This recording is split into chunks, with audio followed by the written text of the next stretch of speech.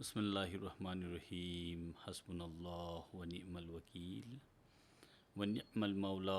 ونعم النصیر، حسبنا اللہ ونعم الوکیل ونعم المولا ونعم النصیر، حسبنا اللہ ونعم الوکیل ونعم المولا ونعم النصیر۔ آپ تمام کو یا علی مدد، آپ تمام کے بہت سارے محبت نامے سوالات کی صورت میں موصول ہوئے ہیں، تو میں کوشش کروں گا گزشتہ ہم نے کچھ سوالات کو کور کیا تھا، تو اس بار بھی میری کوشش ہوگی کہ کچھ آپ کے سوالات کا میں جواب دے سکوں۔ تو جو سوالات ہمارے پاس یہاں پر آئے ہیں، تو کچھ ہمارے مہربان دوستوں کا یہ کہنا ہے کہ شاید ہماری یہ علمی کوشش، یہ جو ہم کر رہے ہیں، تو یہ علمی کوشش شاید کوئی نفرت پھیلانا یا اس کی وجہ سے فرقہ واریت پھیلے گی، ایسا ہرگز نہیں ہے، کیونکہ تصادم یا فرقہ واریت یا کہیں پہ بھی اختلاف اس وقت ہوتا ہے جب کوئی یہ کہے کہ آپ یہ جو کر رہے ہو آپ غلط کر رہے ہو۔ یہاں پہ مقصد یہ ہے کہ ہم جب آج کل دیکھ رہے ہیں بہت سارے لوگ جب اسماعیلی عقیدے کے حوالے سے وہ وضاحت کرنے کی جو کوشش کر رہے ہیں، آپ تمام دیکھیں تو بہت اچھے لوگ، بڑے پائے کے لوگ، وہ اسماعیلی تصورات کو بہت زیادہ بگاڑ کر بیان کرنے کی کوشش کرتے ہیں، تو اس سے ایک غلط فہمی پھیلنے کا خدشہ رہتا ہے۔ تو ہمارا مقصد صرف اور صرف یہ ہے کہ ہمارا جو بھی عقیدہ ہے، ہمارے جو بھی تصورات ہیں، جو ہمارے ائمہ علیہم السلام نے جو کچھ فرمایا ہے، وہ تمام آپ کے حضور پیش کر سکیں۔ جو ہماری یوتھ ہے، جن کو زیادہ تر پڑھنے کا موقع نہیں ملتا ہے،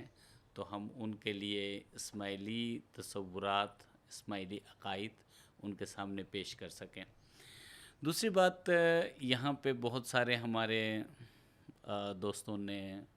بھائیوں نے ایک دم سے بہت جذباتی ہوئے ہیں، اور انہوں نے جذبات میں کافر اور بہت سارے ایسے الفاظ ادا کیے ہیں۔ تو بہرحال گلہ اس لیے نہیں ہے، ہر کسی کا اپنا مزاج ہے، ہر کسی کی اپنی تربیت ہے، ہر کسی کا ایک اخلاقی پیمانہ ہے، تو وہ اسی کے مطابق ریئیکٹ کرے گا،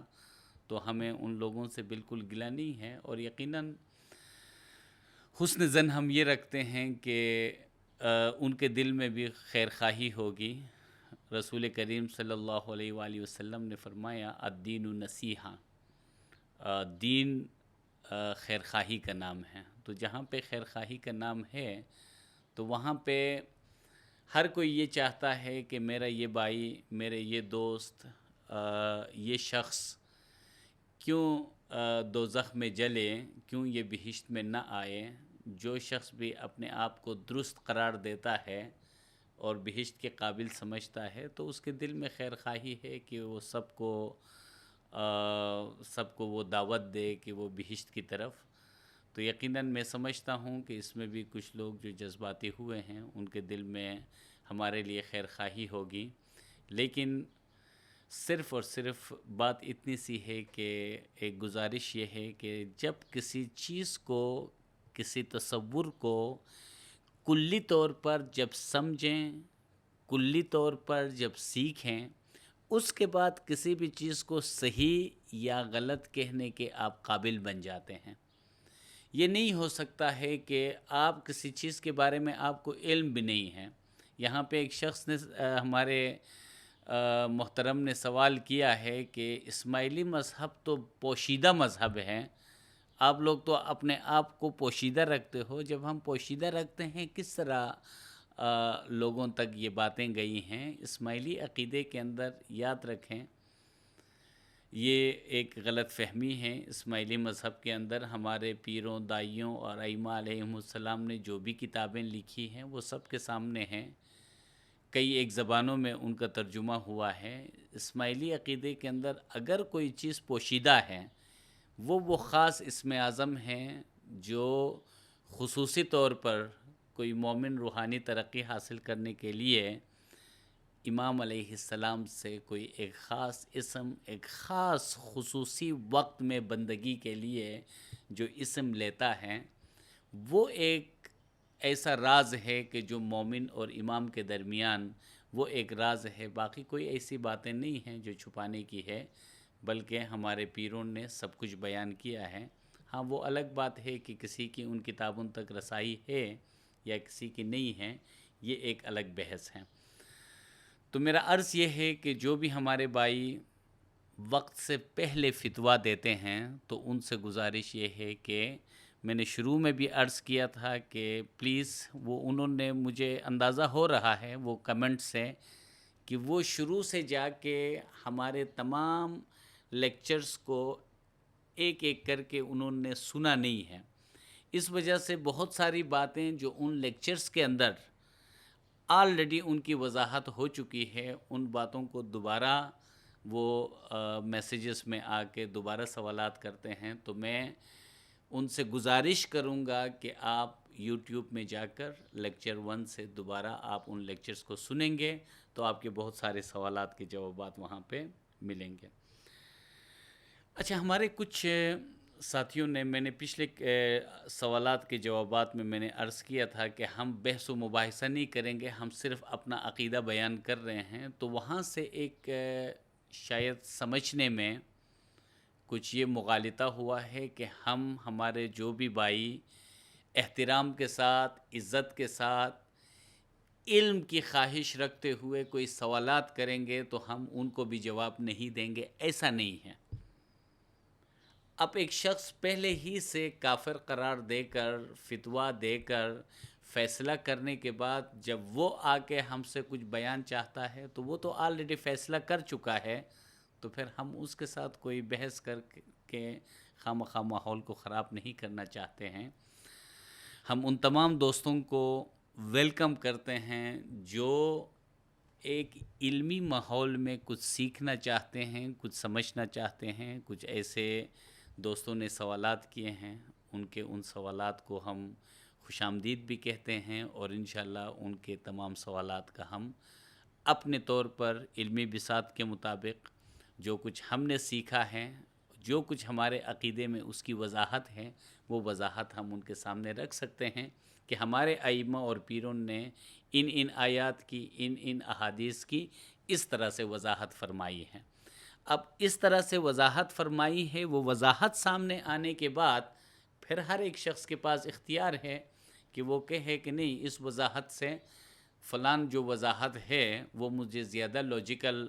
لگ رہی ہے، تو وہ پھر ہر کسی کی اپنی ایک چوائس ہے، لیکن ہمارے عقیدے کے مطابق ان کی جو بھی وضاحت ہے ہم کھلے دل کے ساتھ انشاءاللہ ان کے حضور رکھ لیں گے۔ اچھا، کسی نے سوال کیا کہ اسماعیلی عقیدے میں روزے کے حوالے سے، تو میں ایک بات یہاں پہ کہوں کہ روزہ یہ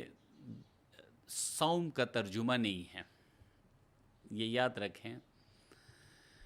فارسی میں ایک دن کے اندر جو کام کیا جاتا ہے، روز سے روزہ، ہفت یعنی سے ہفتہ، ماہ سے مہینہ، سال سے سالانہ، 7 دن کے اندر کوئی کام کرتے ہیں اس کو ہفتہ کہا جاتا ہے، ایک دن کے اندر کوئی کام کیا جاتا ہے اس کو روزہ کہا جاتا ہے۔ لیکن چونکہ یہاں پہ صوم کے جو معنی ہیں، رک جانا، تو یہ ہمارے پلرز آف اسلام کے اندر، جو شیعہ اسلام کے اندر اسلام کے جو 7 ستون ہیں، ان میں سے کسی بھی پلر پر کوئی بھی مسلمان اگر ایمان نہیں رکھتا ہے تو پھر وہ تو مسلمان نہیں ہے۔ اس کے اندر ہمارے عقیدے کے مطابق ولایت ہے، اس کے اندر طہارت ہے، صلاۃ ہے، صوم ہے، یہ سارے تصورات ہیں. اس کے اندر جہاد کا تصور ہے، اس کے اندر حج کا تصور ہے، اس کے اندر ہمارے زکوٰۃ کا، یہ سب چیزوں کا جو بھی تصور ہے تو ہمارے یہاں پہ ستون اسلام کے ساتھ ہیں. اور ہمارا ایک موضوع ہے پلرز آف اسلام، اور اس کے اندر انشاءاللہ ہم ایک ایک کو، صوم کو، صلاۃ کو ہم وضاحت کریں گے. صوم، صلاۃ قرآن کے اندر جس طرح سے فرمایا گیا ہے، ہاں اس کی صورت ہر ایک کے عقیدے کے مطابق چینج ہو سکتی ہے. تو رفع شریعت اور پلرز آف اسلام یہ ہمارے ٹاپک کے اندر ہیں. انشاءاللہ اس موضوع میں آ کے ہم اس کی وضاحت کریں گے. تو میں یہاں پہ عرض کروں کہ یہ صوم کا لفظ جو قرآنی لفظ ہے تو کسی چیز سے رک جانے کے معنوں میں ہے. تو کس چیز سے رک جانا، کس چیز کو نہیں کرنا، تو اس کے حوالے سے انشاءاللہ ہم اپنے لیکچر میں وضاحت کریں گے. ہمارے ایک محترم نے لکھا ہے کہ امام شریعت کا منبع ہوتا ہے. ہوتا ہوگا آپ کے عقیدے کے اندر. آپ چونکہ امام کا جو لفظ ہے وہ اب مجھے آگے جس محترم نے یہ لکھا ہے مجھے نہیں پتہ ہے اس کے عقیدہ کیا ہے ان کا. تو اسماعیلی عقیدے کے اندر امام کا مطلب یہ ہے کہ امام آل محمد، ٹھیک ہے، اس کے علاوہ امام کوئی نہیں ہو سکتا ہے. اور شریعت کا منبع رسول کریم صلی اللہ علیہ وآلہ وسلم ہے. منبع کا مطلب یہ ہے جہاں سے کوئی چیز نکلے، سورس، تو جس کو ینبوع بھی کہا جاتا ہے، یعنی سرچشمہ بھی کہا جاتا ہے، تو وہ رسول کریم صلی اللہ علیہ وآلہ وسلم کی ذات ہے. تو جو شریعت پیغمبر اکرم صلی اللہ علیہ وآلہ وسلم لے کر دنیا میں تشریف لائے تھے،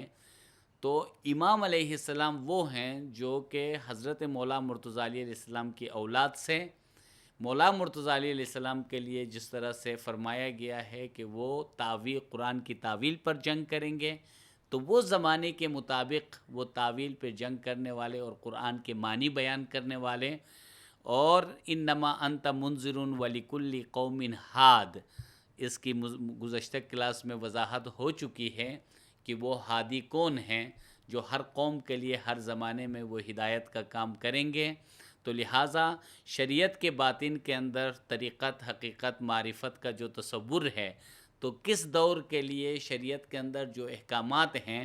تو ان احکامات کے باطن کے اندر کیا کیا حقیقت پوشیدہ ہے اور ان مثالوں کے ممثولات کیا ہیں، ان مثالوں کے ذریعے سے کس حقیقت تک پہنچنا تھا، تو یہ بیان کرنے والی ہستی ہمارے عقیدے کے مطابق امام ہیں. آپ نے کن معنوں میں امام شریعت کا منبع کہا ہے، واللہ عالم. حضرت امام اسماعیل علیہ السلام کے حالات زندگی پر بھی آپ نے سوال کیا ہے. تو ہماری امامت کی ہسٹری پر ایک لیکچر ہے، انشاءاللہ وہ ہمارے کورس میں شامل ہیں. تو ہم کوشش کریں گے کہ امامت کی ہسٹری پہ جو ہمارا لیکچر ہوگا اس میں ہم اس چیز کو کور کریں گے. پردے کے حوالے سے اسماعیلی نظریہ ہمارے محترم نے جو یہاں پہ ذکر کیا ہے، بہرحال میرا مقصد یہ نہیں ہے کہ دوسرے عقائد میں جو پردے کا تصور ہے جو عام طور پر یا وہ غلط ہے، چونکہ یہاں پہ خصوصی طور پہ اسماعیلی عقیدے کے اندر پردے کا تصور کیا ہے، کیونکہ ایک بہت اچھے طریقے سے محترم نے سوال کیا ہے. تو میں بتا دوں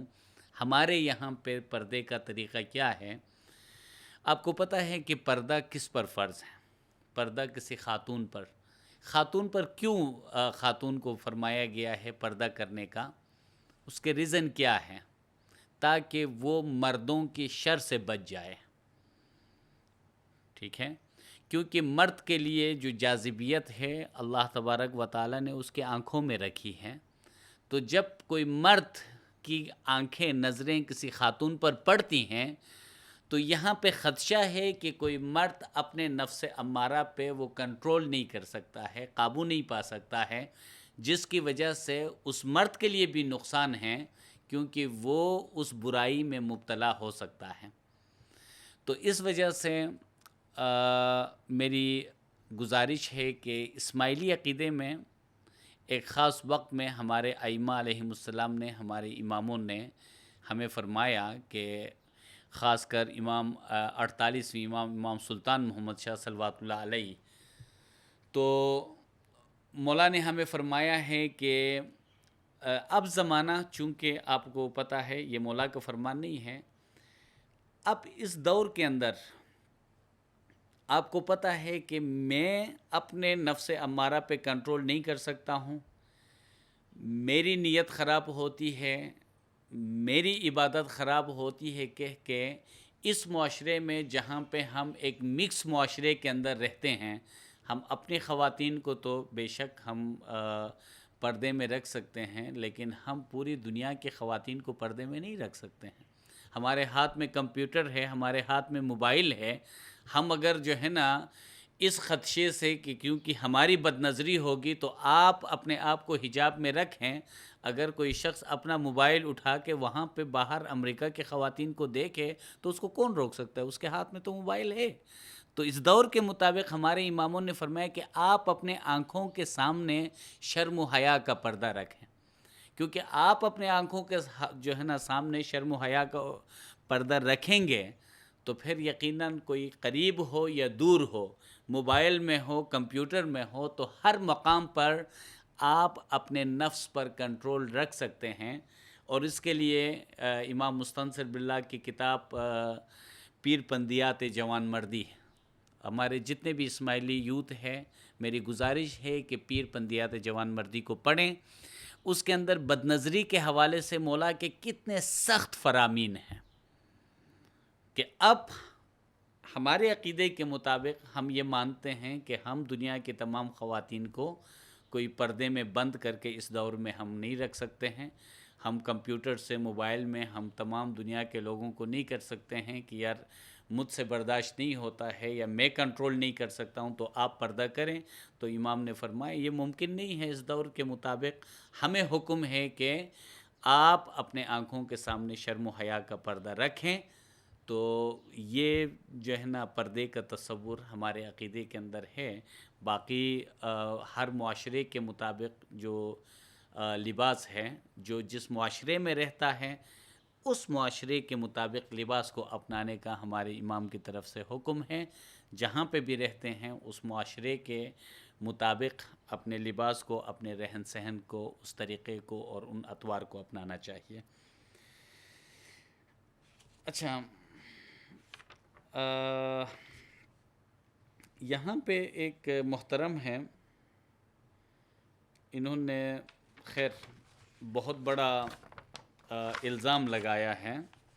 اور اس الزام کے مطابق کہ میں کوئی خوجہ مافیا کا کوئی ایجنٹ ہوں اور لاکھوں ڈالرز لے کر میں یہ باتیں آ کے کرتا ہوں، اور وہ شخص اپنے آپ کو اسماعیلی بھی قرار دیتا ہے۔ یہ محترم اور اس جیسے بہت سارے کچھ لوگوں کے اسی طرح کچھ اور بھی سوالات ہیں، تو چونکہ انہوں نے خود کہا ہے کہ میں اسماعیلی ہوں، تو میں ایک روحانی بائی ہونے کی حیثیت سے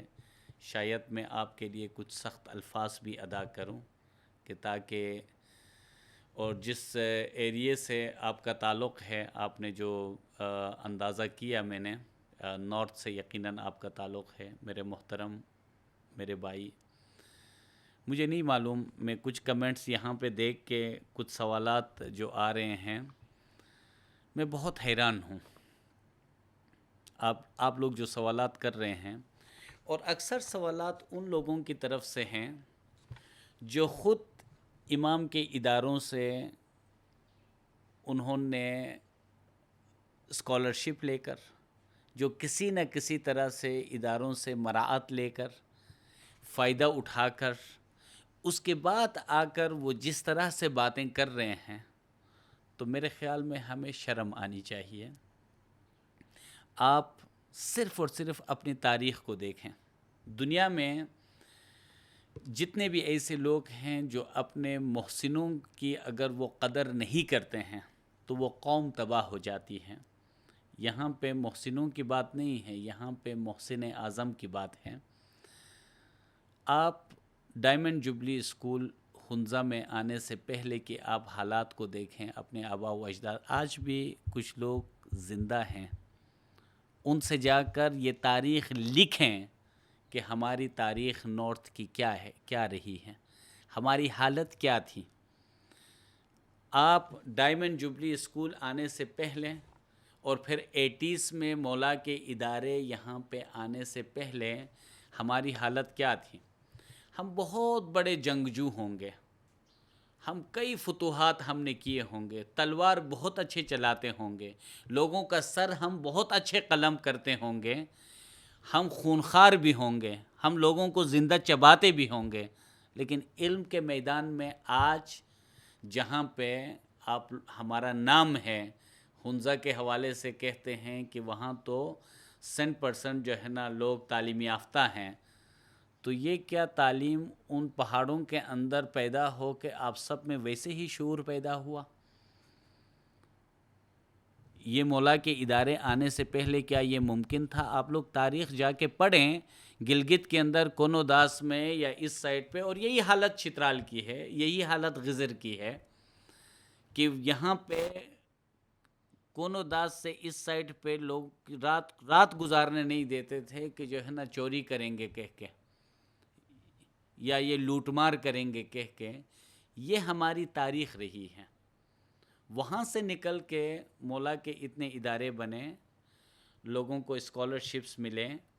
اور وہ لوگ آج آ کر پھر سوالات اٹھاتے ہیں کہ ہمیں کچھ دوستوں نے کہا کہ ہم کیوں جو ہے نا امام کو یہ صدقات دے دیں،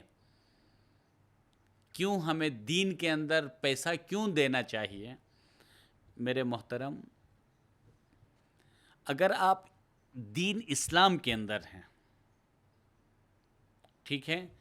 آپ یہ سوال نہیں کر سکتے ہو کہ دین اسلام کے اندر ہمیں پیسہ دینا چاہیے یا نہیں دینا چاہیے۔ صدقہ دینا ہے، زکوٰۃ آپ پر فرض ہے، قرض حسنہ دینا ہے، یتیموں کا حق دینا ہے، مسکینوں کا حق دینا ہے۔ سوال یہ نہیں ہے کہ پیسہ اس دین کے اندر کیوں دینا ہے، بھئی یہ تو دینا ہی ہے، مگر یہاں پہ یہ سوال کریں کہ یہ ہم اپنے مرضی سے کسی بھی غریب کو ڈھونڈ کے دے دیں، یا یہ تمام جتنے بھی چیزیں ہیں ہمارے عقیدے کے مطابق، عام ہم اسلام کی جب بات کریں وہاں پہ اپنا اپنا ایک طریقہ ہے، ہمارے طریقے کے مطابق یہ سب چیزیں کیوں ایک جگہ جمع کر کے زمانے کے امام کے ہاتھ میں دیتے ہیں یا زمانے کے امام کے حضور دیتے ہیں، اور وہاں سے ان تمام چیزوں سے غربت کے خلاف، جہالت کے خلاف، وہاں سے تمام مسکینوں کو، یتیموں کو اپنے پاؤں پہ کھڑا کرنے کی ایک مشن کے مطابق کس طرح وہ پیسے کو یوٹیلائز کرنا ہے دنیا میں، ہمارا عقیدہ یہ ہے کہ وہ امام کا کام ہے۔ اور طہارت کے موضوع کے اندر اس پہ پوری ڈیٹیل سے انشاءاللہ ہماری ڈسکشن ہوگی، ٹھیک ہے۔ آپ یہ سوال نہیں کر سکتے ہو کہ ہم کیوں دین کے اندر پیسے دیں، اس کے لیے قرآن کے اندر احکامات ہیں، آپ کو دینا ہے، لیکن کس کو دینا ہے؟ اسماعیلی عقیدے کے اندر ہم جب بیعت کرتے ہیں تو اس کے بعد ہم جب اختیارات دیتے ہیں تو یہ اختیار بھی امام کے پاس ہے کہ اس کو کس طرح سے مولا یوٹیلائز کریں گے، اس پہ پھر کوئی سوال نہیں ہے۔ میں بہت حیران ہوتا ہوں اپنے ان تمام دوست احباب کو اس طرح کی باتیں کرتے ہوئے کہ جو کوئی بھی یہاں پہ ایسا نہیں ہے نارتھ کے اندر، مولا کے ادارے سب کے لیے ہیں۔ آج پرنس رحیم کو جو ایوارڈ ملا، کیا ہمارے اہل تشیع برادری یا اہل تصنع، کیا یہ برادری امام کی اور ان کے اولاد کی اس لیے قدر کرتے ہیں کہ امام مانتے ہیں؟ نہیں، ان کی خدمات کی وجہ سے یا دوسرے لوگوں کے لیے، انسانیت کے لیے جو ادارے بن کر جو خدمات سر انجام دیتے ہیں، ان خدمات کی وجہ سے وہ لوگ قدر کرتے ہیں، وہ لوگ عزت کرتے ہیں۔ اور جو لوگ انہی اداروں کے اندر سے کام سیکھا، انہی کی ٹریننگ کی وجہ سے وہ لوگوں کے ساتھ بیٹھنے کے قابل ہوئے، انہی سے انہوں نے کچھ اسکالرشپ لے کر باہر جا کر پڑھ کر آ کر وہ لوگ سوالات اٹھاتے ہیں کہ ہمیں کیوں یہ پیسے دینا چاہیے، تو مجھے ان لوگوں پر افسوس ہوتا ہے، ان لوگوں پر افسوس ہوتا ہے۔ آپ نے یہاں پہ جو خوجے کا لفظ استعمال کیا، جب آپ اسماعیلی ہیں، اسماعیلی ہونے کے بعد اسماعیلی تصور میں، اسماعیلی عقیدے کے اندر سب سے پہلی بات یہ ہے، امام کے مریدی میں آنے کے بعد امام کے روحانی فرزند ہوئے تو وہاں آلریڈی خوجہ، ہنزائی، چھترالی، سیریا، یہ سب کچھ باتیں ختم ہوتی ہے۔ ون جماعت کا جہاں پہ تصور ہے، تو کیا تمام ہنزا کے لوگ دودھ کے دھلے ہوئے ہیں؟ تمام چھترال کے لوگ تمام گناہوں سے پاک ہیں؟ یہ ساری برائیاں کیا جو ہے نا ہمارے خوجہ برادری کے اندر ہیں؟ بھائی ایسا نہیں ہے۔ ہر جماعت کے اندر مجھ جیسے بہت سارے کمزور بھی ہو سکتے ہیں، کوئی ضروری نہیں ہے۔ مولا کے بہت سارے عاشقین ہر جگہ رہتے ہیں،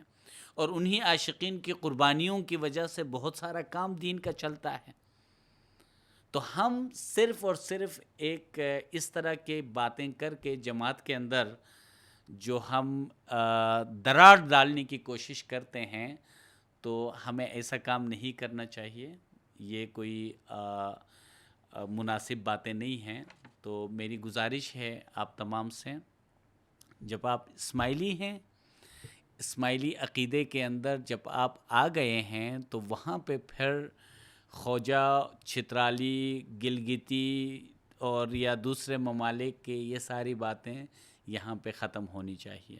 یا آپ لوگوں کا گلہ ہے کہ انہوں نے آ کر ہماری روایات کو، بھئی میں اپنے روایات کے اندر میں ہوں، چھترال کے اندر ہوں، ہمارے روایات میں مجھے ساؤتھ سے کسی جماعت کے کسی فرد نے آ کر آپ اپنی روایات کو چھوڑ دیں، مجھے کسی نے نہیں کہا ہے۔ یہ ایسا کیوں ہوتا ہے آپ لوگوں کو معلوم ہے؟ یہ اس لیے ہوتا ہے کہ آپ قرآن میں جا کر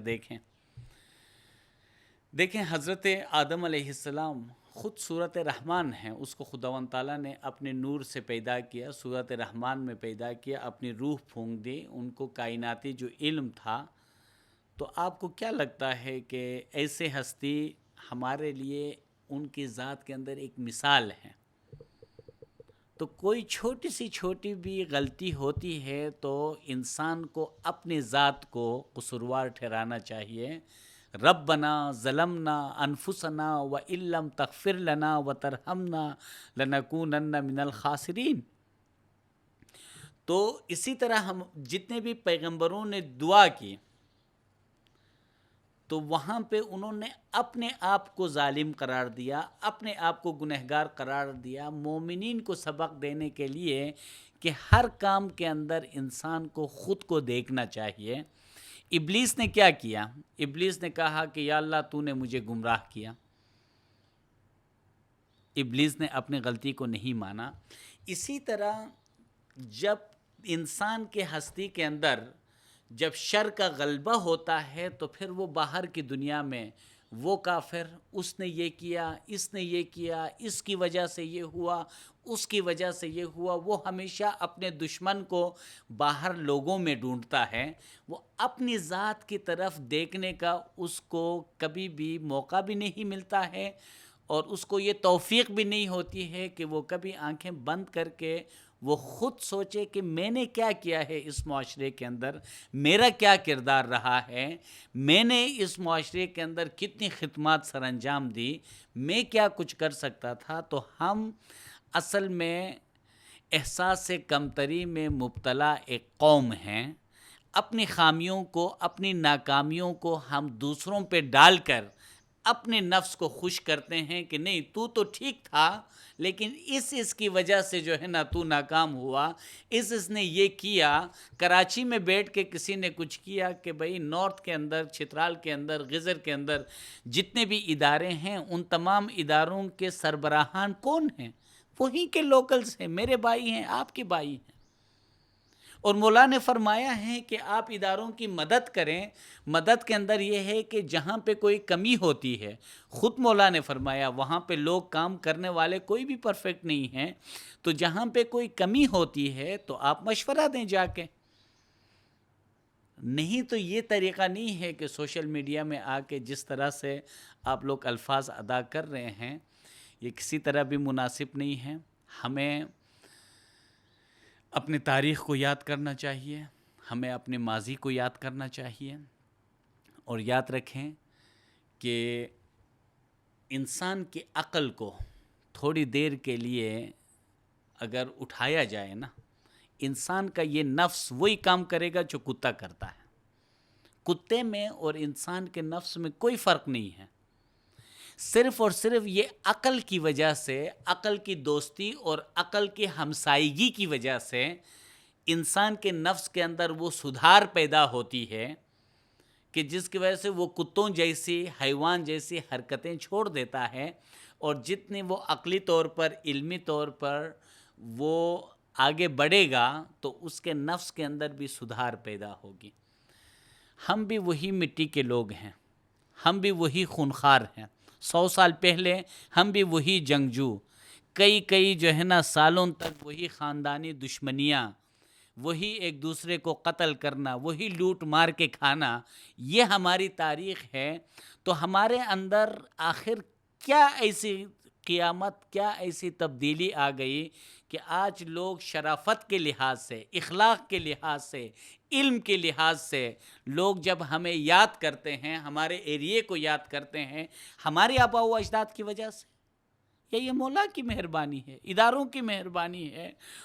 ایک نظام بنایا گیا، ٹریننگ دی گئی، اس نفس کو سدھارا گیا، تو تب ہمارے اندر کچھ نہ کچھ ایسی حرکتیں پیدا ہو گئی ہیں جو انسانوں جیسی حرکتیں ہیں. تو یہ سب کچھ احسانات، یہ سب کچھ مولا کی طرف سے جو ہدایات حاصل ہوئی ہیں، اگر ہم ان پر حقیقی معنوں میں پابند رہیں، جو ہدایات مولا نے دی ہے، کاش ہم حقیقی معنوں میں ان تمام ہدایات پر عمل کرتے تو شاید آج ہماری اور بھی اصلاح ہوتی، تو شاید آج ہم کسی اور مقام پر ہوتے. تو یہ سب کچھ ہماری اپنی کمزوریاں ہیں. اپنی کمزوریوں کو کسی دوسروں پر نہیں ڈالنا چاہیے. جہاں پہ کوتاہیاں ہوئی ہیں، ہم سب سے ہوئی ہیں، تو انشاءاللہ جو آپ لوگوں نے یہ پیسے دینے کے حوالے سے، یہ دوسرے جتنے معاملات میں سوالات کیے ہیں، ہمارے طہارت کے موضوع کے اندر کہ وہ پاکیزگی کس طرح حاصل ہوتی ہے، وہ صدقات کہاں جمع کرنا چاہیے، تو اس حوالے سے انشاءاللہ ہمارے ڈسکشن ہیں. تو اور بہت سارے سوالات ایسے ہیں کہ ان سوالات کے اندر ہمارے آنے والے موضوعات میں پھر ایک مرتبہ اپنے تمام سننے والوں سے گزارش کرتا ہوں کہ ہمارے جو بھی موضوعات ہیں شروع سے ان کو سنیں، اور آگے ہمیں کچھ وقت دیں. 2-4-6 مہینے کے اندر ہم تمام ٹاپکس پر، آپ یقین مانیں آپ کے تمام سوالات کے جوابات آپ کو مل جائیں گے. اسماعیلی عقیدے کی خاصیت، آپ تاریخ میں جائیں، آپ اخوان الصفا کو دیکھیں، آپ دوسرے ہمارے دائیوں اور پیروں کو دیکھیں. فاطمی خلافت میں ہمارے اماموں نے ظاہری حکومت بھی کی ہے، لوگوں کے لیے ایک مثال وہاں پہ بھی قائم کی گئی ہے، لیکن ہمارا خاصہ، ہماری خاصیت، ہماری خصوصیت علم کی وجہ سے رہی ہے. ایک ایسا فلسفہ، آپ جتنے بھی لوگ، کچھ لوگ یہاں پہ کہہ رہے ہیں کہ ہم اسماعیلی مذہب میں تھے تو ہم جو ہے نا نکل گئے، وہ اس لیے کہ انہوں نے کبھی بھی پیر ناصر خسرو قدس اللہ سرہ کی کتابوں کو نہیں پڑھا ہے، کبھی بھی المعید فی الدین شرازی کو نہیں پڑھا ہے، کبھی جعفر بن منصور الیمن کو نہیں پڑھا ہے، حمید الدین کرمانی کو نہیں پڑھا ہے، ابو یعقوب سجستانی کو انہوں نے نہیں پڑھا ہے، حسن بن صباح کو نہیں پڑھا ہے، اور ہمارے کئی دائی فدائیوں نے جتنی بھی کتابیں لکھی ہیں ان کو نہیں پڑھا ہے. اور اکثر لوگ کیا کرتے تھے کہ ہمارے ان جب عقلی طور پر کہیں پہ کوئی جواب نہیں بنتا ہے تو وہاں پہ جسمانی زور کا استعمال کیا جاتا ہے. تو ہمارے جتنے بھی بزرگان دین نے جو عقلی دلائل دی ہیں ان کا جب بھی تاریخ میں مقابلہ نہیں ہوا ہے تو لوگوں نے عوام کو اکسایا ہے، کفر کے فتوے لگائے ہیں، عوام کو اکسایا گیا ہے تاکہ جسمانی زور سے اس علم کو کسی طرح روکا جائے. تو خیر الحمدللہ آج وہ دور نہیں ہے، ہر کوئی اپنا عقیدہ بیان کر سکتا ہے، اپنا فلسفہ دنیا کے سامنے رکھ سکتا ہے. تو یہاں کوئی ایسی بات نہیں ہے، نہ یہ فرقہ واریت کی بات ہے، نہ ہمیں کسی اور کو غلط کہنے کی بات ہے، نہ کسی کے ساتھ کوئی جھگڑا، نہ کسی کے ساتھ کوئی دشمنی. صرف اور صرف ہم کسی عقیدے کو کس طرح سمجھتے ہیں اور ہمارے بزرگان دین نے اس کی کیا وضاحت کی ہے وہ ہم آپس میں ایک دوسرے کے ساتھ شیئر کر رہے ہیں. تو بہرحال ہمارے جتنے بھی دوستوں نے پیار محبت کے میسیجز کیے ان کا بھی شکریہ، اور جو دوست انتہائی غصے کی حالت میں بہت ساری باتیں کی ہیں ان کا بھی شکریہ،